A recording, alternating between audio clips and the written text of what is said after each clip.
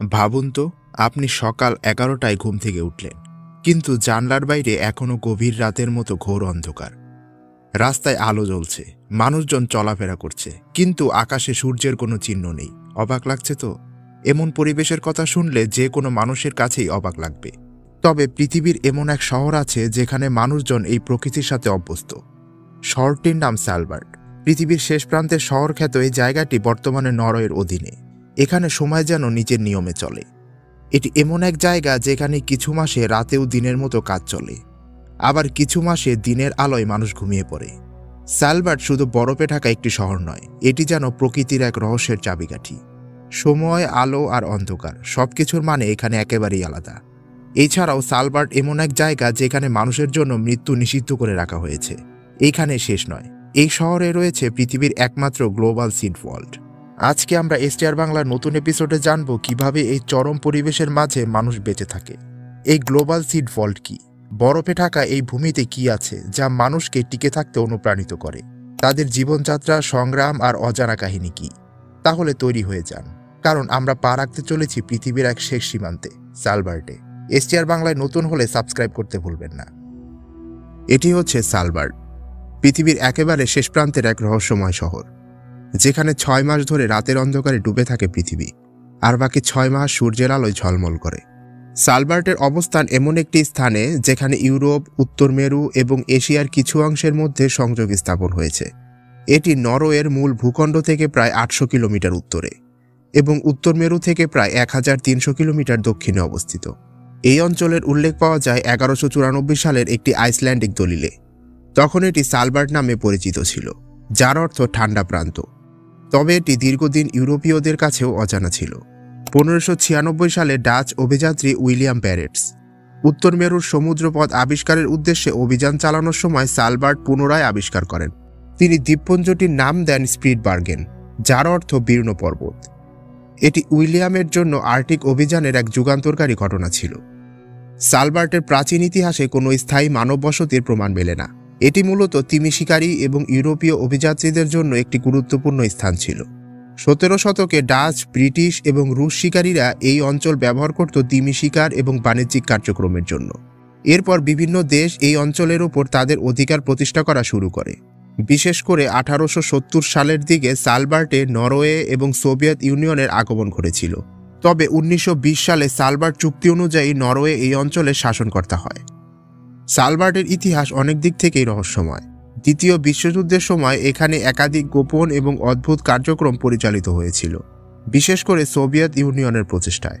এছাড়া 1950 থেকে 1960-এর দশকে এই অঞ্চলে কিছু গোপন গবেষণা প্রকল্প পরিচালিত হয়েছিল, যার মধ্যে যুদ্ধকালীন উদ্দেশ্যও ছিল। 1980 সাল থেকে স্যালবার্ট বৈজ্ঞানিক গবেষণার একটি কেন্দ্রে পরিণত হয়েছে। বর্তমানে এটি নরওয়ের আইন অনুযায়ী পরিচালিত হয়।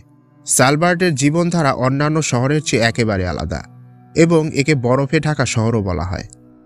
2024 সালের হিসাবে স্যালবার্টের জনসংখ্যা আনুমানিক 2500 থেকে 3000 জনের মধ্যে। মূল শহর লং ইয়ারবিয়েন, যেখানে স্যালবার্টের সবচেয়ে বড় বসতি বাস করে। এখানে নরওয়েজিয়ানের পাশাপাশি রাশিয়ান এবং অন্যান্য দেশের কিছু মানুষও বসবাস করে। এখানকার জীবনযাত্রা, বিশেষত তার স্বতন্ত্র জলবায়ু এবং অবস্থানের কারণে অসাধারণ এবং অদ্ভুত। পুরো বছরের মধ্যে স্যালবার্টে দুটি প্রধান মৌসুম থাকে, শীত এবং গ্রীষ্ম। তবে এখানকার গ্রীষ্মকালও অন্য যে কোনো জায়গার থেকে বেশি ঠান্ডা। নভেম্বর এবং ফেব্রুয়ারি পর্যন্ত স্যালবার্টে সূর্য ডুবে থাকে এবং আকাশ পুরোপুরি অন্ধকারে ডুবে যায়, যেখানে শীতকালে 2 মাস পর্যন্ত সূর্য দেখা যায় না। এই ঘটনাকে পোলার লাইট বা সূর্যহীন রাত বলা হয়। এই অন্ধকারে বাসিন্দারা তাদের জীবনযাত্রা সামাল দেয়। এই সময় স্যালবার্টের আকাশে দেখা যায় বিশেষ প্রাকৃতিক দৃশ্য, যার মধ্যে নর্দার্ন লাইটস অন্যতম। এটি পৃথিবীর সবচেয়ে সুন্দর প্রাকৃতিক আলোর প্রদর্শনী, যা শীতকালে স্যালবার্টের আকাশে এক ধরনের অলৌকিক আবির্ভাব সৃষ্টি করে। তবে এইখানে সূর্যহীনভাবে থাকায় মানুষের জীবনযাত্রা বেশ কঠিন হয়ে পড়ে। মানুষের শারীরিক এবং মানসিক চাপ তৈরি হয় এইখানে। তবে তারা অন্ধকারের মধ্যে জীবনযাত্রাকে আগের মতো চালিয়ে নেওয়ার জন্য নিজেদের মানিয়ে নিয়েছে। এই সময়ে বিশেষ ধরনের বিজ্ঞানীগণ, পর্যটক এবং পৃথিবীর বিভিন্ন প্রান্তের লোকেরা এই অদ্ভুত জীবনযাত্রার মধ্যে অভিজ্ঞতা নিতে আসেন। গ্রীষ্মকালে আবার চিত্রটি পুরোপুরি আলাদা। এই সময় স্যালবার্টে সূর্য একটানা 24 ঘন্টা আকাশে থাকে। এই বিরল ঘটনা মিডনাইট সান নামেও পরিচিত। এই সময় সালবার্টের বাসিন্দারা সাধারণত সকাল এবং রাতের পার্থক্য বোঝার জন্য কোনো সময় পান না। তবে এই সাইকেল সালবার্টের জীবনধারার জন্য কিছু চ্যালেঞ্জ তৈরি করে। সালবার্টের মানুষের মূল জীবিকা হচ্ছে মৎস্য শিকার করা এবং তুষারযান ব্যবহার করে পরিবহন করা। সালবার্টের অদ্ভুত স্থাপনার মধ্যে একটি হচ্ছে গ্লোবাল সিড ভল্ট, যা ভবিষ্যতের ফসল সংরক্ষণের কাজ করে। এটি একটি বিশেষ সুরক্ষিত শেল্টার, যেখানে বিশ্বব্যাপী প্রায় 1100 কোটি বীজ সংরক্ষণ করা হয়েছে। মূলত এটি একটি বীজ ব্যাংক। এটি নির্মাণের পিছনে মূল কারণ হচ্ছে পৃথিবী যদি বিপর্যয়ের কারণে খাদ্য সংশয়ে পড়ে বা প্রাকৃতিক দুর্যোগ, পারমাণবিক যুদ্ধ বা অন্যান্য বিপর্যয় ঘটে, তবুও এই বীজগুলো থেকে পৃথিবী নতুন করে ফসল উৎপাদন করতে পারবে। 2008 সালে নরওয়ের সরকারের অধীনে এই সিড ভল্টটি স্থাপন করা হয়। এটি পৃথিবীর খাদ্য সুরক্ষা এবং কৃষি সংক্রান্ত বিপর্যয়ের ক্ষেত্রে এক সুরক্ষিত আশ্রয়স্থল হিসাবে কাজ করছে।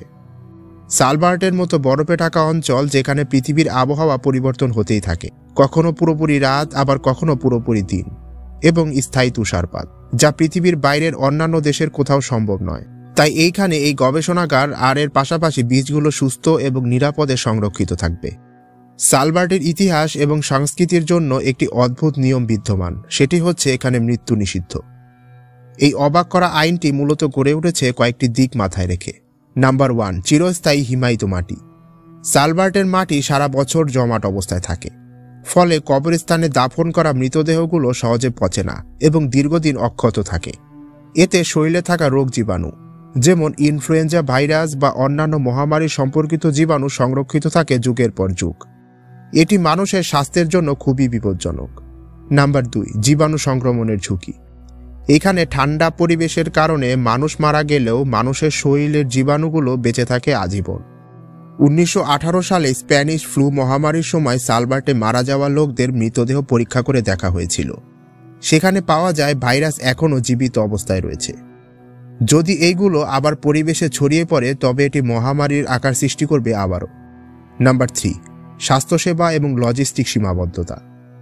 সালবার্ট একটি প্রত্যন্ত অঞ্চল, যেখানে উন্নত স্বাস্থ্য ব্যবস্থা নেই, তাই অসুস্থ ব্যক্তিকে এখানে রাখা হয় না, যত দ্রুত সম্ভব মূল ভূখণ্ডে অর্থাৎ নরওয়েতে পাঠিয়ে দেওয়া হয়। নাম্বার 4, প্রাকৃতিক পরিবেশের প্রতি গভীর শ্রদ্ধা। সালবার্ট একটি পরিবেশগতভাবে সংবেদনশীল এলাকা। এখানকার বাস্তুতন্ত্রে মানুষের কার্যকলাপ যতটা সম্ভব সীমিত রাখতে স্থানীয় প্রশাসন সর্বদা সতর্ক থাকে। তাহলে এখানে মৃত্যু হলে করণীয় কি? যদি কেউ সালবার্টে মারা যায়, তবে তার দেহ মূল ভূখণ্ড নরওয়েতে নিয়ে যাওয়া হয় এবং সেখানেই দাফন করা হয়। এটি স্থানীয় আইনের অংশ এবং পরিবেশগত ঝুঁকি কমানোর অত্যন্ত গুরুত্বপূর্ণ বিষয়। সালবার্টে মানুষের পাশাপাশি বন্যপ্রাণীর জীবনও অনেক বৈচিত্র্যময়। এখানে শীতকালীন পরিবেশের সঙ্গে খাপ খাইয়ে থাকতে পারে এমন প্রাণীরাই বসবাস করে, বিশেষ করে পোলার বিয়ার, যা এই অঞ্চলের সবচেয়ে পরিচিত এবং জনপ্রিয় প্রাণী। পোলার বিয়াররা সালবার্টের বরফে ঢাকা সাগরে জীবনযাপন করে এবং প্রধানত সিল শিকার করে তারা খাদ্য সংগ্রহ করে। তাদের শক্তিশালী শরীর এবং দীর্ঘ সময় ধরে শীতকালীন পরিবেশে বেঁচে থাকার ক্ষমতা এই প্রাণীকে বিশেষ করে তুলেছে। তবে সালবার্টের মানুষের সঙ্গে পোলার বিয়ারের সহাবস্থান বেশ চ্যালেঞ্জিং।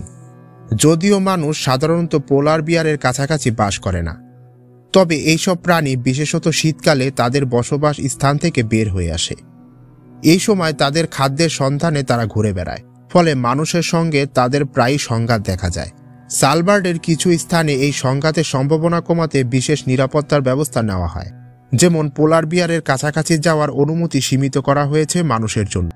এখানে এইরকম নিয়ম প্রচলিত যে এইখানকার মানুষ যখনই বের হন, রাতে অথবা দিনে, তাকে সাথে করে একটি পিস্তল অবশ্যই নিতে হবে। সালবার্টে আরও কিছু বিশিষ্ট বন্যপ্রাণী রয়েছে, যেমন পেঙ্গুইন, হোফার সিল এবং সান্দ্রো অর্ক, যা এই অঞ্চলে অদ্ভুত পরিবেশের মধ্যে বসবাস করে। তো এই ছিল সালবার্টের বিস্ময়কর গল্প। আপনারা যদি এমন আরও বিস্ময়কর জায়গা, তাদের ইতিহাস আর সেখানকার রহস্য সম্পর্কে জানতে চান, তবে এসটিআর বাংলাকে অবশ্যই সাবস্ক্রাইব করে রাখুন। দেখা হচ্ছে নতুন আরেকটি এপিসোড নিয়ে।